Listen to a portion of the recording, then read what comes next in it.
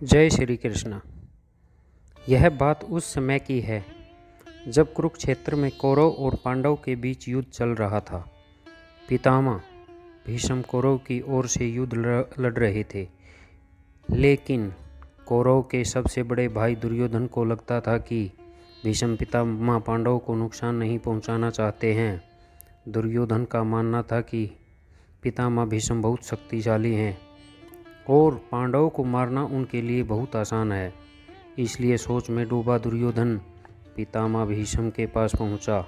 दुर्योधन ने पितामह से कहा कि आप पांडवों को मारना नहीं चाहते, इसलिए आप किसी शक्तिशाली हथियार का इस्तेमाल नहीं कर रहे हैं। दुर्योधन की बात सुनकर भीष्म पितामह बोले, अगर तुम्हें ऐसा लगता है तो मैं कल ही पांडवों को मार गिराऊंगा। मेरे पास 5 चमत्कारी तीर हैं जिनका उपयोग मैं कल युद्ध में करूंगा। भीष्म पितामह की बात सुनकर दुर्योधन बोला, मुझे आप पर भरोसा नहीं है, इसलिए आप ये 5 चमत्कारी तीर मुझे दे दीजिए। मैं इन्हें अपने कमरे में सुरक्षित रखूंगा। भीष्म पितामह ने वो 5 तीर दुर्योधन को दे दिए। दूसरी ओर श्री कृष्ण को इस बात का पता चल गया। उन्होंने अर्जुन को इस बात की जानकारी दी। अर्जुन यह सुनकर घबरा गया और सोचने लगा कि इस मुसीबत से कैसे बचा जाए। श्री कृष्ण ने अर्जुन को याद दिलाया कि एक बार तुमने दुर्योधन को गंधर्वों से बचाया था। तब दुर्योधन ने तुमसे कहा था कि इस एहसान के बदले तुम भविष्य में मुझसे कुछ भी मांग सकते हो।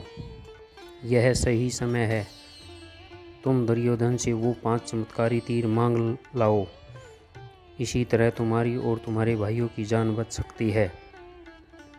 अर्जुन को श्री कृष्ण की सलाह बिल्कुल सही लगी। उसे दुर्योधन का दिया वचन याद आ गया। ऐसा कहा जाता है कि उस समय सब अपने दिए गए वचन जरूर निभाते थे। वचन तोड़ना नियम के खिलाफ माना जाता था। अर्जुन ने जब दुर्योधन को उसका दिया वचन याद दिलाया और 5 तीर मांगे तो दुर्योधन मना नहीं कर सका। दुर्योधन ने अपना वचन निभाया और वो तीर अर्जुन को दे दिए। इस तरह श्री कृष्ण ने अपने भगत पांडव की रक्षा की। जय श्री कृष्ण, जय श्री कृष्ण।